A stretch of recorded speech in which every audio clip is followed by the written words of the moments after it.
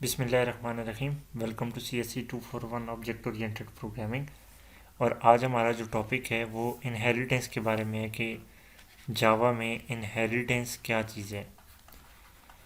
तो मैंने जिस टाइम पे इनकैप्सुलेशन आपको बताई थी वहाँ पे मैंने आपको बताया था कि जो बेसिकली ऑब्जेक्ट ओरिएंटेड प्रोग्रामिंग है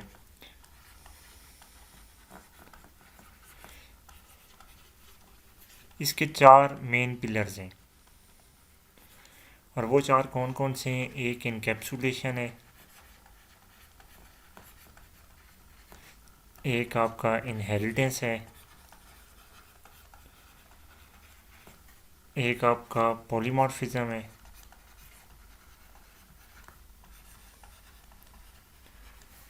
और लास्ट आपका एब्स्ट्रैक्शन है। तो ऑब्जेक्ट ओरिएंटेड प्रोग्रामिंग सीखने से ये मुराद है कि आपने ये चार कॉन्सेप्ट्स मास्टर कर लिए हैं और आपको ये फुली आते हैं और आपने इनको अच्छे तरीके से समझ लिया है। तो इसका मतलब है कि आपने ऑब्जेक्ट ओरिएंटेड प्रोग्रामिंग सीख ली है। और ये जो बेसिक हम कोर्स पढ़ रहे हैं ऑब्जेक्ट ओरिएंटेड प्रोग्रामिंग का, इस कोर्स का मेन मकसद भी यही है कि आपने ये चार कॉन्सेप्ट्स अपने मास्टर करने हैं और इनको अच्छे तरीके से समझना है। तो इनकैप्सुलेशन तो आपने बड़े अच्छे तरीके से समझ लिया, उसकी काफ़ी प्रैक्टिस भी आपने कर ली। तो आज हम पढ़ेंगे इनहेरिटेंस के बारे में कि इनहेरिटेंस क्या चीज़ होती है, कब यूज़ करते हैं और इसके क्या बेनिफिट्स हैं। अगर ये इनहेरिटेंस ना हो तो हमें क्या डिसएडवांटेजेस हैं। देखें, आपके पास रियल लाइफ में भी जब भी आप कोई काम करने जाते हैं तो आप सबसे पहले ये ढूंढते हैं कि इससे मिलता जुलता काम अगर किसी और ने किया हुआ है तो आप उसको देख लें, तो आपको एक आइडिया वहाँ से मिल जाता है कि अच्छा इस काम को मैंने इस तरह से करना है।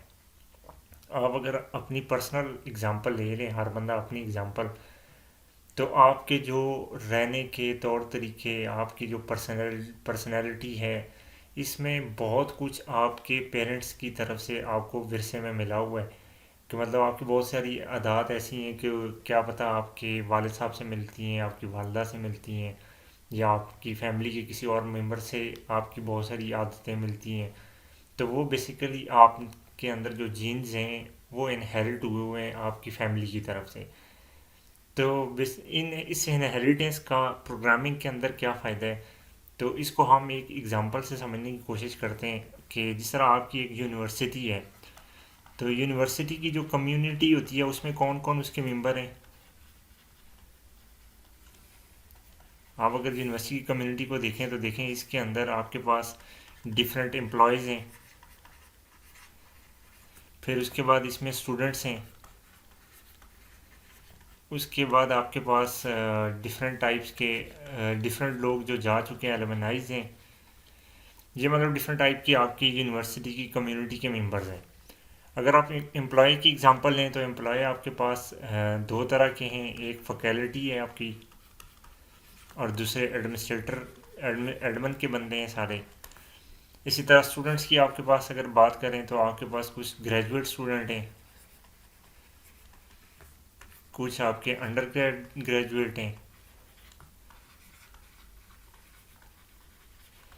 और अगर फैकल्टी की फर्दर बात करें तो मे बी आपकी कोई फैकल्टी है, परमानेंट फैकल्टी है,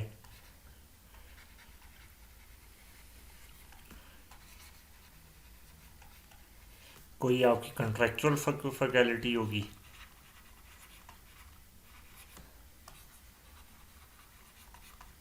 इसी तरह एडमिन की भी फर्दर बहुत सारी कैटेगरीज बन सकती हैं। और अगर ग्रेजुएट स्टूडेंट्स की बात करें तो क्या पता कौन, कोई CS डिपार्टमेंट के स्टूडेंट्स होंगे, कोई EE डिपार्टमेंट के स्टूडेंट्स होंगे। तो अगर आप इनमें से हर एक को एनालाइज करें तो आप देखेंगे कि आपकी यूनिवर्सिटी की कम्युनिटी की जितनी भी प्रॉपर्टीज़ हैं, मतलब जो यूनिवर्सिटी की कम्युनिटी के अंदर जितने लोग हैं उनकी जितनी भी प्रॉपर्टीज़ हैं वो सारी की सारी एम्प्लॉयज़ में भी मौजूद होंगी, वो सारी की सारी स्टूडेंट में भी होंगी, वो सारी की सारी एलुमनाइज में भी होंगी। अगर आप एम्प्लॉयज़ की बात करें तो एम्प्लॉयज़ की जितनी भी प्रॉपर्टीज़ हैं वो फैकल्टी के लिए भी अवेलेबल होंगी और वो एडमिन के लिए भी अवेलेबल होंगी। फैकल्टी की जो जितनी भी प्रॉपर्टीज़ हैं वो परमानेंट फैकल्टी में भी होंगी, प्लस एडिशनल परमानेंट की एक इसमें प्रॉपर्टी है। इसी तरह ये कॉन्ट्रेक्चुअल फैकल्टी में भी फैकल्टी वाली सारी प्रॉपर्टीज़ होंगी, लेकिन एक चीज़ डिफरेंट होगी कि भाई इसमें कॉन्ट्रेक्चुअल आपकी है जॉब का स्टेटस कॉन्ट्रेक्चुअल है। इसी तरह स्टूडेंट्स की बात करें तो कुछ ग्रेजुएट स्टूडेंट्स हैं, कुछ अंडर ग्रेजुएट स्टूडेंट्स हैं। तो स्टूडेंट्स की सारी प्रॉपर्टीज़ ग्रेजुएट स्टूडेंट्स में भी होती हैं और अंडर ग्रेड वाले स्टूडेंट्स में भी होती हैं। फ़र्क क्या है कि ग्रेजुएट स्टूडेंट्स जो है वो उनका स्टडी लेवल आप कहते हैं 16 एंड अबव है, जबकि अंडर ग्रेड वालों का 12 एंड अबव होता है। तो ये मतलब डिफरेंट लेवल्स हैं कि जिसमें देखें कि आपके पास ये ग्रेजुएट स्टूडेंट, ग्रेजुएट जितने भी स्टूडेंट हैं वो बेसिकली स्टूडेंट भी हैं, वो यूनिवर्सिटी की कम्युनिटी के मेंबर भी हैं। इसी तरह जो परमानेंट फैकल्टी है वो आपकी फैकल्टी भी है, वो आपके एम्प्लॉय भी हैं, वो आपकी यूनिवर्सिटी की कम्युनिटी के मेंबर भी हैं। तो ये आपके पास जनरल लाइफ के अंदर जितनी भी चीज़ें आपके सामने होती हैं वो ऐसे ही चल रही होती हैं। तो अगर आप इस सारे सिनेरियो को एक प्रोग्राम की फॉर्म में लिखें तो आपको क्या क्या करना पड़ेगा, आप उसमें देखिएगा। ये जितना सिनेरियो आपके सामने लिखा हुआ है कि आपको सबसे पहले एक क्लास बनानी पड़ेगी कम्युनिटी के लिए। अब कम्युनिटी की क्या प्रॉपर्टीज़ हो सकती हैं, मैं एग्जांपल के तौर पे ले देता हूँ कि जितने भी कम्युनिटी के मेंबर्स होंगे उनका कोई नाम भी होगा, ठीक है। अच्छा, उसके अलावा उनकी कोई जेंडर भी होगी। ये मतलब फॉर एग्जांपल दो मैंने प्रॉपर्टीज़ ले ली हैं। अब उसके बाद अगर आप एम्प्लॉय की बात करें, उसके लिए अगर आपको क्लास बनानी पड़े तो आप देखेंगे हर एम्प्लॉय का एक नाम भी होगा, जेंडर भी होगा,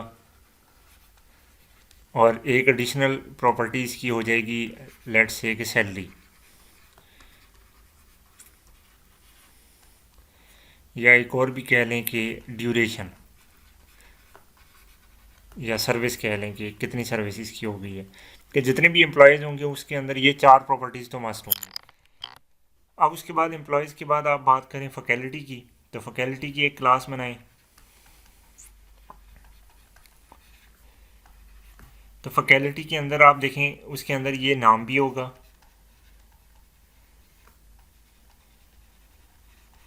जेंडर भी होगा फैकल्टी का, उसकी सैलरी भी होगी,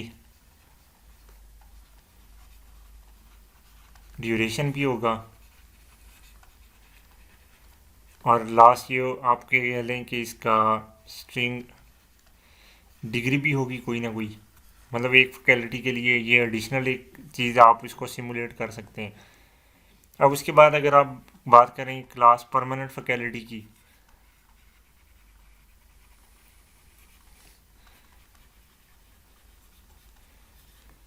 तो परमानेंट फैकल्टी के अंदर भी यही सारी चीज़ें होंगी कि आप उसका नेम भी होगा, जेंडर भी,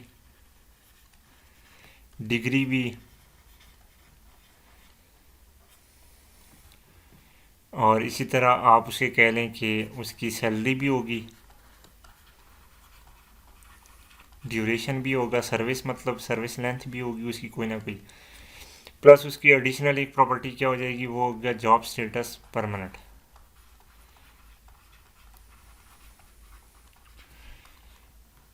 कि ये इसका जॉब स्टेटस क्या है, परमानेंट एम्प्लॉय है। इसी तरह आप कॉन्ट्रेक्चुअल फैकल्टी की अगर आप बनाएंगे तो उसके अंदर ये बाकी सारी चीज़ें होंगी, लेकिन जॉब स्टेटस उसका कॉन्ट्रेक्चुअल लिखा हुआ होगा। तो अगर आप एक चीज़ नोट करें कि ये जो नाम और जेंडर था, ये दो दफ़ा यहाँ पे मैंने लिखा, इसको मैंने कितनी दफ़ा लिखा है, यहाँ पे भी लिखा, यहाँ पे भी लिखा, यहाँ पे भी लिखा, यहाँ पे भी लिखा। अच्छा, इसके बाद अगर मैं कॉन्ट्रेक्चुअल एम्प्लॉय वाली कॉन्ट्रेक्चुअल फैकल्टी बनाऊंगा वहाँ पे भी लिखूंगा। उसके बाद अगर मैं स्टूडेंट्स की बनाऊँ कि अगर क्लास बनाता हूँ तो स्टूडेंट का भी नेम भी होगा, जेंडर भी होगा। ग्रेजुएट स्टूडेंट का बनाऊंगा उसके अंदर भी नेम और जेंडर होगा। अंडर ग्रेजुएट स्टूडेंट का बनाऊंगा उसमें भी होगा। इवन एलुमनाइज का बनाऊंगा उसके अंदर भी ये चीज़ें होंगी। तो मुझे जितनी क्लासेस बनानी पड़ेंगी, हर एक क्लास के अंदर ये वैल्यूज़ मुझे बार बार लिखनी पड़ेंगी, बार बार लिखनी पड़ेंगी। तो ये एक बड़ा हेक्टिक किस्म का काम है कि आप सेम नाम के वेरिएबल्स बार बार लिखते रहें, बार बार लिखते रहें, या सेम काम जो आप पहले कर चुके हैं वो आपको रिपीट करना पड़े। तो ये इंसानी नेचर भी है कि इंसान बड़ा बोर हो जाता है इस चीज़ से। तो अब इसका सोल्यूशन क्या है? हमें कोई ऐसा एफिशिएंट वे चाहिए था कि हम ये इस सारी दरसरी से बच जाएं और कोई बेहतर तरीका हम ढूंढ लें कि जिसके थ्रू हम अपना प्रोग्राम इजीली लिख सकें। तो उसका ये है कि आप क्या करें कि इन क्लासेस के दरमियान कोई रिलेशनशिप डिफ़ाइन कर दें। कोई ऐसा रिलेशनशिप हो कि जिसमें आप जब एक चीज़ आप एक क्लास में बना चुके हैं तो उसको दूसरी क्लास में इनहेरिट कर लें, बजाय इसके कि आप दूसरी क्लास में नए सिरे से उसको बनाएं। तो इस चीज़ को आप कहते हैं इनहेरिटेंस। और ये कैसे अचीव होती है? जैसे आपने देखें यहाँ पे क्लास कम्युनिटी है, आपने इसके अंदर कम्युनिटी की जो बेसिक चीज़ें थी वो डिफ़ाइन कर दी हैं। तो मतलब जनरलाइज किस्म की जो चीज़ें हैं कि कम्युनिटी के जितने भी मेंबर्स होंगे उनका नेम भी होगी, जेंडर भी होगा, इसी तरह एज भी हो सकती है और भी काफ़ी सारी चीज़ें हैं। अब क्लास जब आप एम्प्लॉय बनाते हैं तो आप ये कह दें कि एम्प्लॉय क्या है। आप कहें कि एम्प्लॉय आप कम्युनिटी से इनहेरिट कर रहे हैं, यानी कम्युनिटी वाली प्रॉपर्टीज़ भी एम्प्लॉय में ऐड करना चाह रहे हैं। तो आपको जावा क्या करती है कि एक कीवर्ड देती है एक्सटेंड्स का, कि आप इसका कीवर्ड को यूज़ करें और उसके बाद जिस क्लास को आपने एक्सटेंड करना है उसका नाम लिख दें।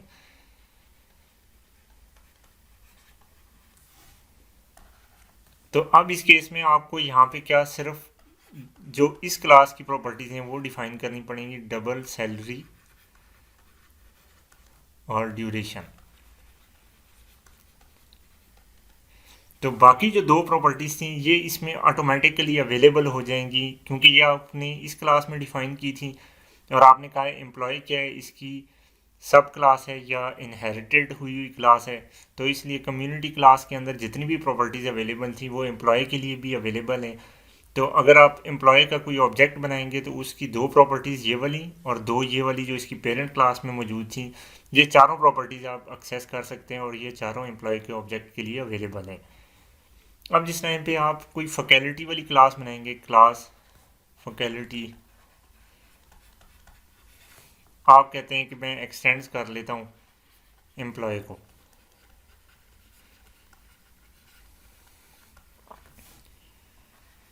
तो अब देखें जो एम्प्लॉय के अंदर जितनी प्रॉपर्टीज़ हैं, सैलरी, ड्यूरेशन, जो इसकी पेरेंट्स से इसने इनहेरिट की है, नेम, जेंडर, ये चारों चीज़ें आपकी अवेलेबल हो गई हैं फैकल्टी में जैसे ही आपने ये एक्सटेंड करके एम्प्लॉय का नाम दिया। प्लस एडिशनली फैकल्टी के अंदर हमने क्या चीज़ ऐड करनी थी, ये देखें, ये फैकल्टी में नेम, जेंडर, सैलरी, ड्यूरेशन के अलावा सिर्फ डिग्री एक चीज़ है कि जो ऐड करनी थी। तो हम क्या करेंगे, अब हम ये जो डिग्री है इसमें जस्ट ऐड करेंगे, बाकी चीज़ें हमारी ऑलरेडी इनहेरिट होकर इसमें ऐड हो चुकी हैं। तो आप यहाँ पे लिखेंगे स्ट्रिंग डिग्री।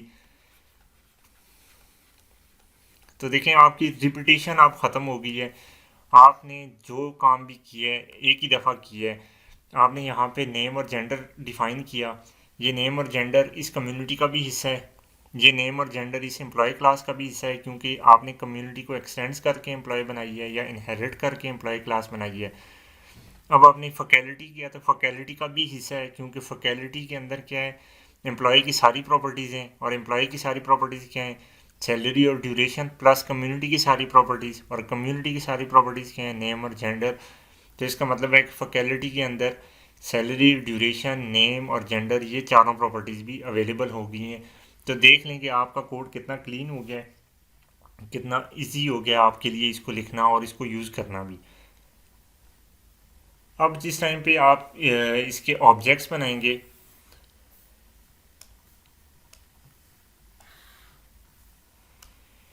फर्ज किया आप फैकल्टी का कोई ऑब्जेक्ट बनाते हैं, फैकल्टी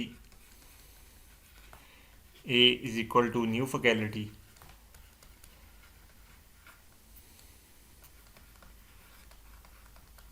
अब आप ए डॉट नेम करके फैकल्टी का नाम भी इसमें स्टोर करवा सकते हैं।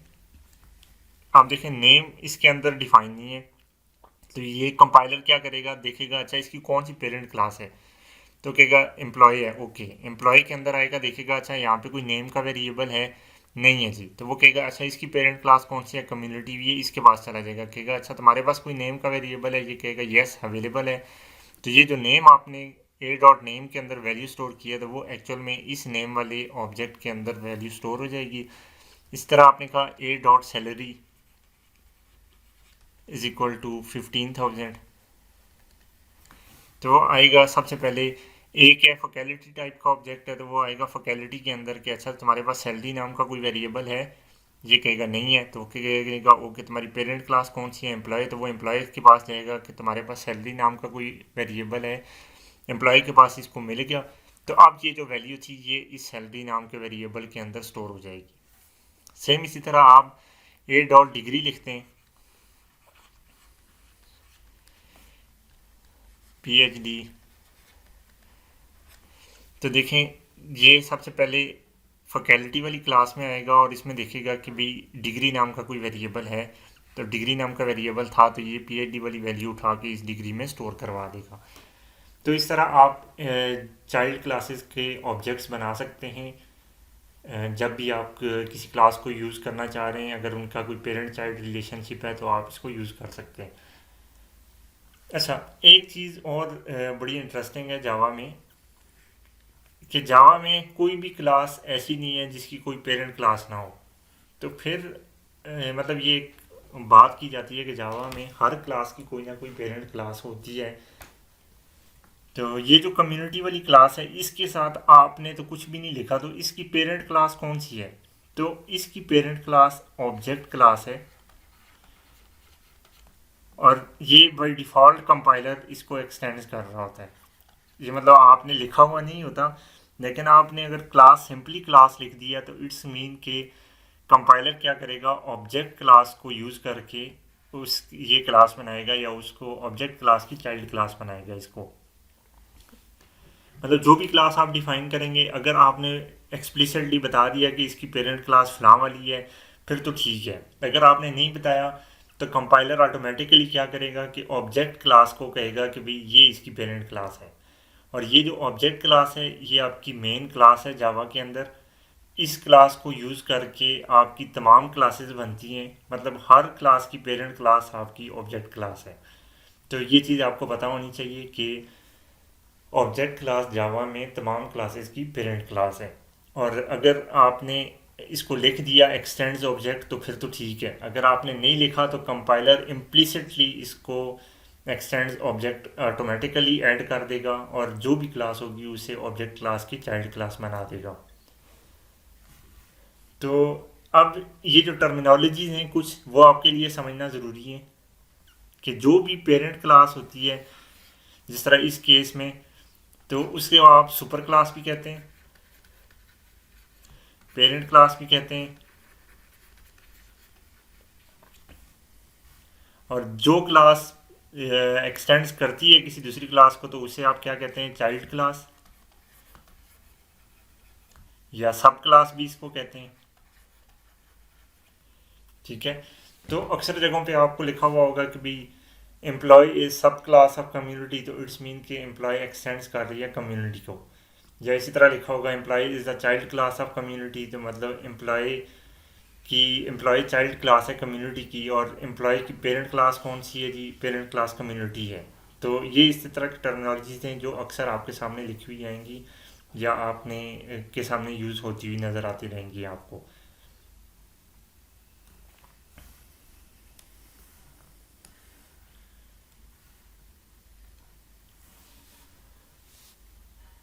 अब नेक्स्ट क्वेश्चन ये है कि भाई इनहेरिटेंस कितनी टाइप्स की होती है। तो इनहेरिटेंस बेसिकली 4 टाइप्स की होती है। टाइप्स ऑफ इनहेरिटेंस कितनी है नेक्स्ट स्लाइड पे मैं लिख लेता हूँ।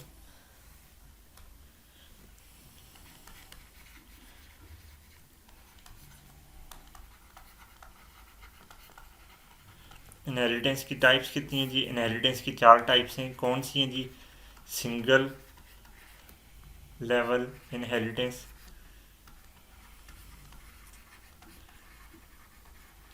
दूसरी है जी मल्टी लेवल इनहेरिटेंस,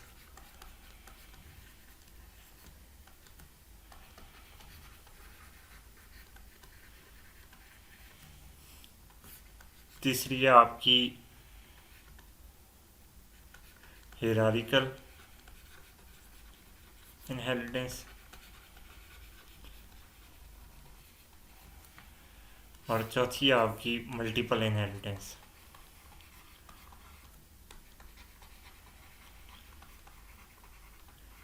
अब ये सिंगल लेवल इनहेरिटेंस कैसे अचीव होती है कि आपकी एक पेरेंट क्लास है, इसको एक्सटेंड्स करके आपने एक चाइल्ड क्लास बना ली, तो इसे आप कहते हैं कि ये सिंगल लेवल इनहेरिटेंस है। मल्टी लेवल इनहेरिटेंस क्या होता है कि इसमें आपकी एक पेरेंट क्लास है, इसे एक्सटेंड्स करके आपने एक चाइल्ड क्लास बना ली है,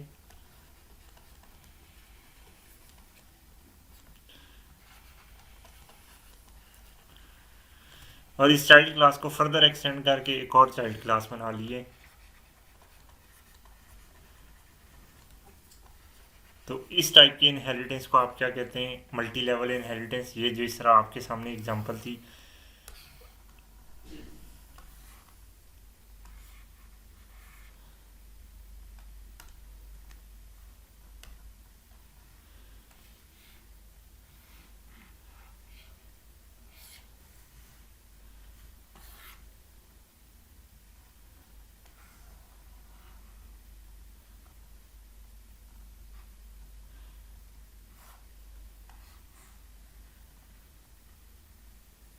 ये कुछ चीज़ें आगे पीछे हो गई हैं।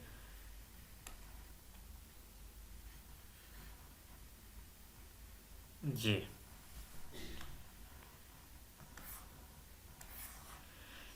अब इस केस में देखें, कम्युनिटी आपकी पेरेंट क्लास है और एम्प्लॉय आपकी चाइल्ड क्लास है। तो ये कम्युनिटी और एम्प्लॉय के दरमियान आपस में जो रिलेशनशिप है, यहाँ तक इसको आप कौन सी इनहेरिटेंस कहेंगे? ये आपकी सिंगल लेवल इनहेरिटेंस है। यानी कि एम्प्लॉय ने एक्सटेंड किया कम्युनिटी को, और ये आपकी मतलब एम्प्लॉय की एक ही पेरेंट क्लास है कम्युनिटी, तो आप कहते हैं कि एम्प्लॉय और कम्युनिटी के दरमियान रिलेशनशिप क्या है? सिंगल लेवल इनहेरिटेंस है। लेकिन ये जो आपके सामने फैकल्टी आपको नज़र आ रही है, फैकल्टी और कम्युनिटी का आपस में क्या रिलेशनशिप है? तो देखें, फैकल्टी ने एम्प्लॉय को एक्सटेंड किया, एम्प्लॉय ने कम्युनिटी को एक्सटेंड किया, तो फैकल्टी और कम्युनिटी का आपस में रिलेशनशिप क्या हो गया? ये मल्टी लेवल इनहेरिटेंस है कि ये एक लेवल था इनका और फिर ये दूसरा लेवल था। तो ये इस टाइप के इनहेरिटेंस को आप क्या कहते हैं? मल्टी लेवल इनहेरिटेंस कहते हैं। अब उसके बाद बात आ जाती है इसकी हेरारिकल इनहेरिटेंस क्या होती है। तो जिस तरह ये देखें, ये एम्प्लॉय ने एक्सटेंड किया है कम्युनिटी को, इसी तरह एक क्लास अगर आप बना लें स्टूडेंट, वो भी एक्सटेंड कर रही है कम्युनिटी को।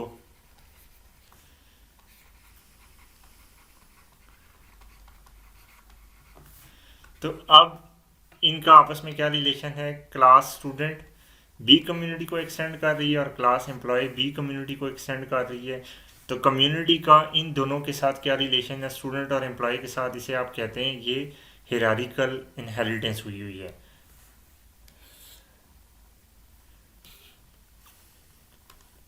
तो हिरारिकल इनहेरिटेंस में क्या होता है कि पेरेंट क्लास एक ही होती है,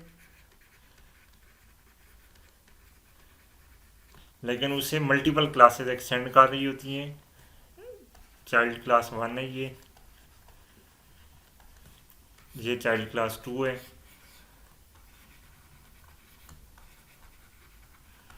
तो ये जो रिलेशनशिप है, इसे आप कहते हैं ये हिरारिकल है। जो लास्ट आपकी रह जाती है वो होती है मल्टीपल इनहेरिटेंस, और ये इनहेरिटेंस जावा डायरेक्टली सपोर्ट ही नहीं करती। ये तीन इनहेरिटेंस जावा सपोर्ट करती है, ये जावा सपोर्ट ही नहीं करती। और ये होती कैसी है कि आपकी दो पेरेंट क्लासेस हों,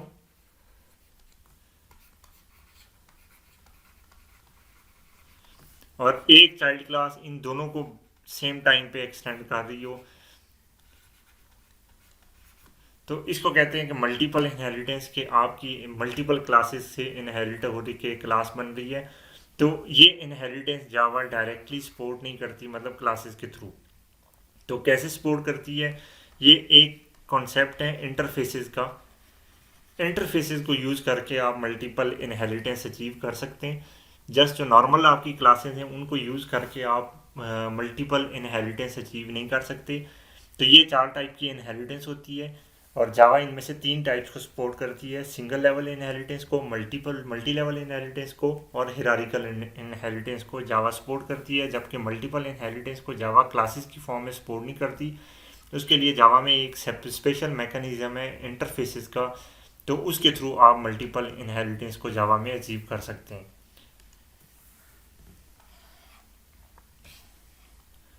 तो आज के इस लेक्चर के अंदर हमने क्या देखा है कि इनहेरिटेंस क्या होता है, कि जिस टाइम पे आप किसी पेरेंट क्लास की प्रॉपर्टीज़ को किसी चाइल्ड क्लास की प्रॉपर्टी के अंदर अवेलेबल करते हैं या लेके आते हैं, तो उसको आप कहते हैं कि ये आपने इनहेरिट कर ली है चाइल्ड क्लास में पेरेंट क्लास को। और इनहेरिटेंस आपके पास चार टाइप की होती है, जिनमें से तीन टाइप जावा डायरेक्टली सपोर्ट करती है, जबकि चौथी टाइप जावा डायरेक्टली क्लासेस के थ्रू सपोर्ट नहीं करती। उसके लिए इंटरफेस होते हैं, उनके थ्रू वो सपोर्ट करती है। और एक्सटेंड्स का कीवर्ड यूज़ होता है दो क्लासेस के दरमियान इनहेरिटेंस रिलेशनशिप को मॉडल करने के लिए। और इनहेरिटेंस जब भी आप करते हैं तो पेरेंट क्लास की तमाम प्रॉपर्टीज़ चाइल्ड क्लास में अवेलेबल होती हैं, तो अनलेस कि वो उनमें कोई प्राइवेट प्रॉपर्टी हो, प्राइवेट प्रॉपर्टीज़ आपकी अवेलेबल नहीं होती। और उसके अलावा हम मज़ीद बात करते रहेंगे साथ साथ के इनहेरिटेंस में और क्या क्या रिस्ट्रिक्शंस हैं। और उसके अलावा जो एक और सबसे इम्पॉर्टेंट चीज़ है वो ये कि ऑब्जेक्ट क्लास जावा में तमाम क्लासेस की पेरेंट क्लास है। अगर आपने किसी क्लास को किसी दूसरी क्लास से इनहेरिट कर दिया तो ठीक है, अगर आपने नहीं किया तो कंपाइलर ऑटोमेटिकली उस क्लास को ऑब्जेक्ट क्लास से इनहेरिट कर रहा होता है या एक्सटेंड कर रहा होता है। तो आई होप कि ये जो लेक्चर था इसके अंदर आपको ये सारी चीज़ें क्लियर हो गई होंगी। लास्ट चीज़ ये मैंने आपको बतानी है कि ये क्लासेस का जो आपस में रिलेशनशिप है, इस रिलेशनशिप को आप कहते हैं इज अ रिलेशनशिप, या इनहेरिटेंस का दूसरा नाम क्या है, इज अ रिलेशनशिप। ठीक है, जिस तरह आपने हैज़ अ रिलेशनशिप पढ़ा था कि हैज़ अ रिलेशनशिप में को आपने कहा था कि ये क्या है, कंपोजिशन है, कि जब दो क्लासेस का ऐसा रिलेशनशिप हो कि एक क्लास दूसरी में एज अ मेंबर उसके यूज़ हो रही हो, तो ये हैज़ अ रिलेशनशिप है। जबकि इज़ अ रिलेशनशिप में क्या है कि एक क्लास एक्चुअल में दूसरी क्लास का ही पार्ट होती है, तो आप कहते हैं कि ये इज़ अ रिलेशनशिप है। जिस तरह इस केस के अंदर अगर आप देखें, ये जो आपके सामने हमने जितनी भी चीज़ें बनाई थी कि student is a community member, faculty is a community member, faculty is a employee is a community member. मतलब ये क्लासेस के दरमियान जो रिलेशनशिप है, ये कौन सा रिलेशनशिप है, इज़ अ रिलेशनशिप है। और दूसरा रिलेशनशिप कौन सा होता है, हैज़ अ रिलेशनशिप। दोनों में डिफरेंस बेसिक क्या है, इज़ अ रिलेशनशिप आपका इनहेरिटेंस को शो करता है, यानी कि एक क्लास दूसरी क्लास का ही हिस्सा है या उसको यूज़ करके बनाई गई है। जबकि हैज़ अ रिलेशनशिप में दो चीज़ें सेपरेट होती हैं, लेकिन वो एज अ मेंबर एक दूसरे के साथ यूज़ हो रही होती हैं या एक दूसरे के अंदर यूज़ हो रही होती हैं। ठीक है, तो फैकल्टी इज़ अ एम्प्लॉय, ये इनका इज़ अ रिलेशनशिप है। इसी तरह एम्प्लॉय इज़ अ कम्युनिटी, ये एक इज़ अ रिलेशनशिप है। सेम इसी तरह student is a community member, ये भी एक इज़ अ रिलेशनशिप है। तो ये दो क्लासेस के दरमियान रिलेशनशिप इनहेरिटेंस की वजह से कौन सा बनता है, इज़ अ रिलेशनशिप बनता है। तो आज के लेक्चर में हम इतनी बात करेंगे, मज़ीद इनहेरिटेंस से रिलेटेड जितनी भी चीज़ें हैं वो फिर हम नेक्स्ट लेक्चर के अंदर डिस्कस करेंगे। तो आई होप कि ये सारी चीज़ें आपको क्लियर हो गई हैं, और ये इनहेरिटेंस बड़ा इंपॉर्टेंट टॉपिक है। तो मैं उम्मीद करता हूँ कि आप इसको बड़े अच्छे तरीके से प्रैक्टिस करेंगे। Thank you ji.